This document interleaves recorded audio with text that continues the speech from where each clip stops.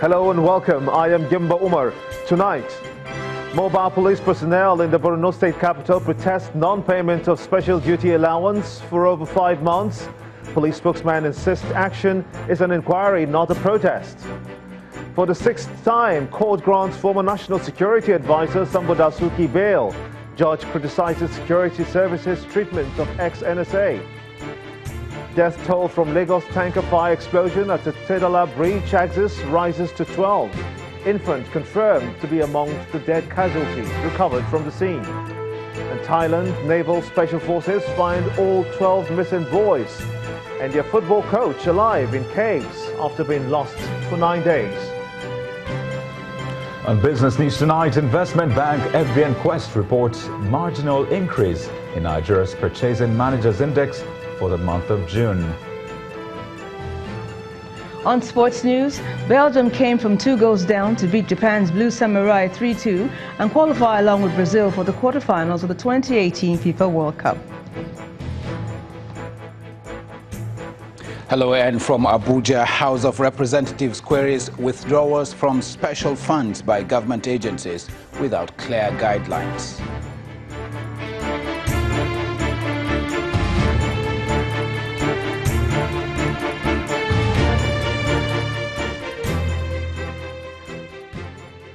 We begin tonight with the protest by some mobile police officers in Maiduguri, the Borno State capital, over the non-payment of their special duties allowances for the last 5 months. To drive home their point, the officers earlier today mounted barricades on major streets and fired shots in the air. Besides being deprived of their duty allowances, the policemen also complained about not being provided accommodation.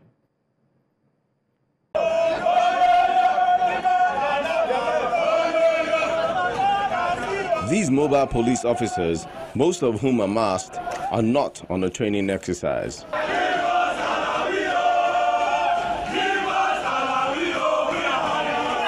They have taken over the streets in Borno State to air their grievances over the non-payment of their salaries, which the protesters say has been withheld for 5 months, and life has become too unbearable. We don't stop school, we don't stop, we will not cause any problem, but let them want to be paid.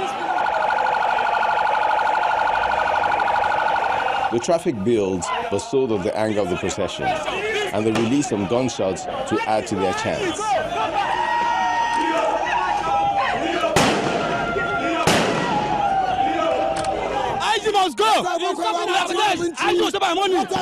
A call is made to President Muhammadu Buhari to wade into the matter and investigate the involvement of the Inspector General of Police.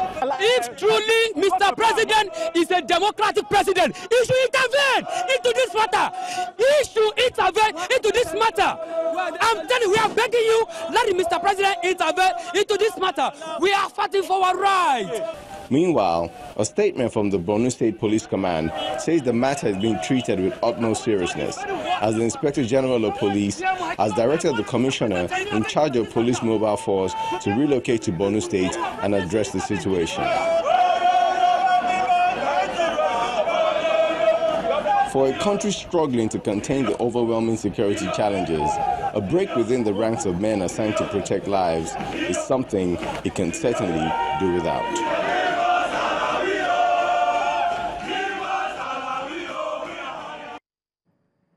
But the force public relations officer Juma Moshood insists that the action of the mobile policemen in Maiduguri was not a protest, but rather an inquiry about delays in the payment of their special duty allowance. In a statement, Mr. Moshood explains that the men went to the Borno State Police Command headquarters in the early hours of today to ask questions about the delays and not to protest.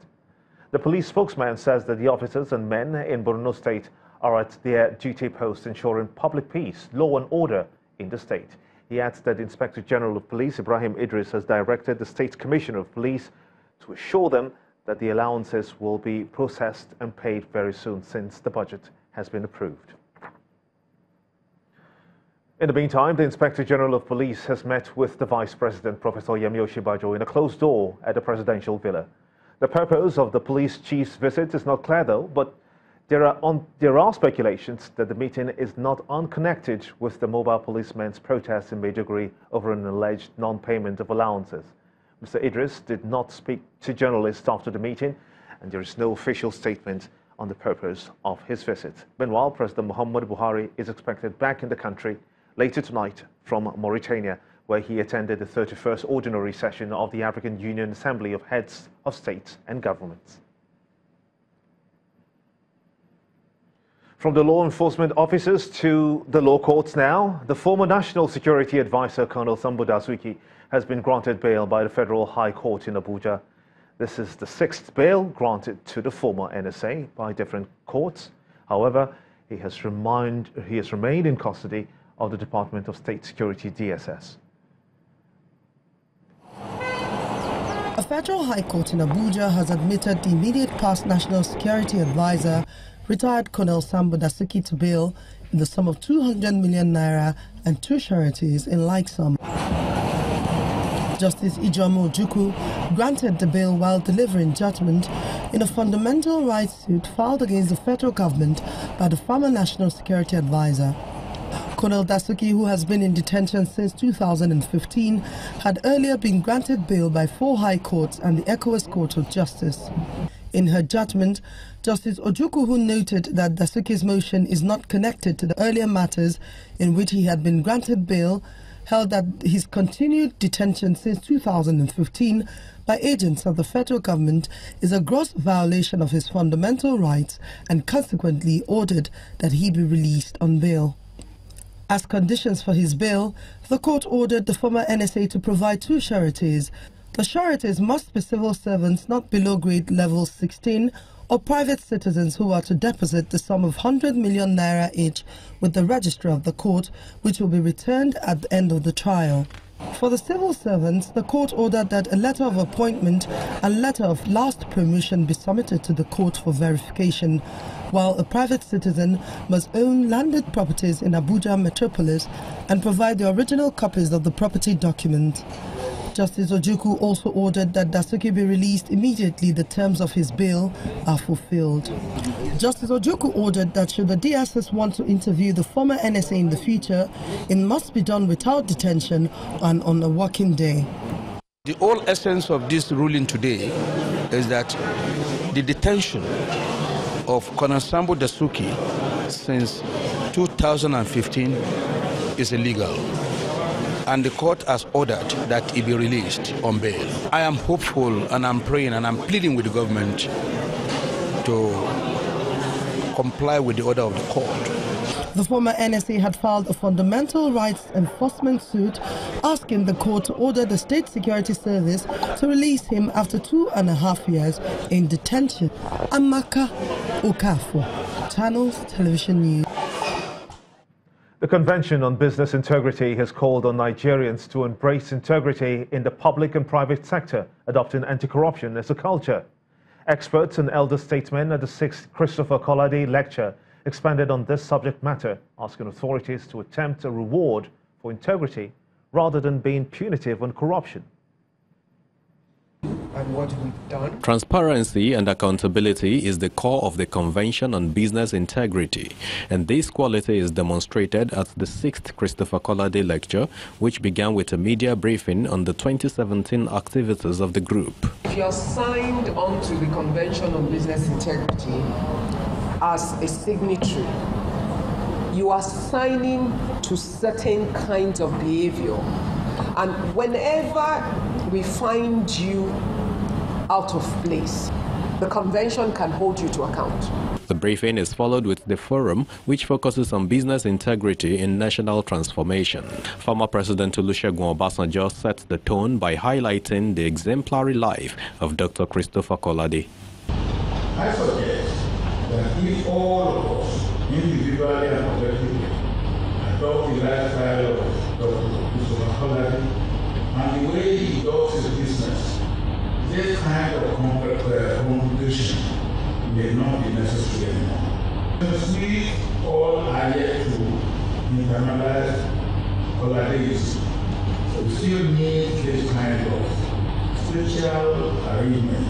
And what a better way to learn from the icon himself, Dr. Christopher Kolade, who stresses the need for the youth to take integrity with moral courage. Particularly for young people, it is not a sprint.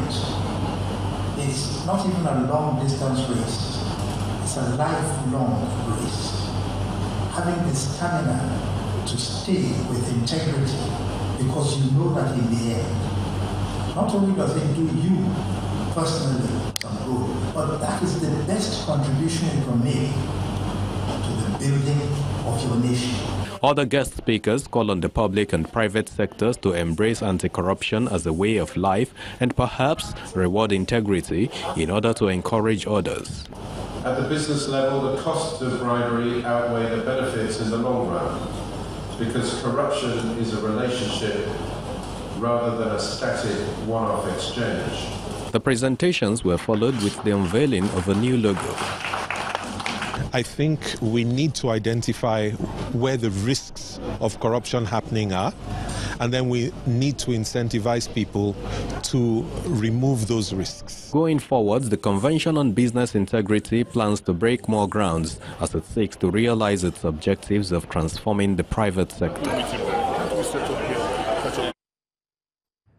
The national leadership of Miyetti Allah Cattle Breeders Association of Nigeria, MAGBAN, has blamed corrupt elites and politicians for the challenges being experienced in the country. Addressing participants at a one-day colloquium organized by the Citizens Communication and Advocacy Center, the MAGBAN National Secretary, Mr. Saleh Al-Hassan, asked Nigerians to question corrupt elites who have appropriated the nation's commonwealth and resources to themselves. Mr. Al-Hassan appeals to Nigerians to participate fully in politics in order to deny the corrupt elites the opportunity of becoming political leaders. Understanding democracy as instrument of development, integration and national cohesion is the focus of a gathering organized by the Citizens Communication and Advocacy Center. The National Secretary of the Miyetti Allah Cattle Breeders Association of Nigeria advocates the wresting of power from corrupt politicians. If we must develop, then we must be able to begin to identify those key values that have made other countries to develop. So we must begin to question corrupt elites that have stolen resources of this country belonging to the common people and then dominate all the existing political parties and make development impossible in this country. The guest speaker at the event and former Solicitor General of Nasarawa State called on the federal government to bridge the gap between the rich and the poor by strengthening the manufacturing sector. In spite of the obvious gains of democracy over the years, which has led to unprecedented development, there have been serious challenges to national integration and social cohesion in Nigeria. Since independence in 1960, we have battled with the idea of national unity. No wonder then that some of our past leaders have even described Nigeria as a mere geographical expression. An activist at the gathering highlights the need for citizens to brainstorm on how to improve the nation's democracy. Democracy should be an instrument of bringing people together, not dividing people. Democracy should be an instrument of integrating the citizens together for national development, not what will continue to divide them.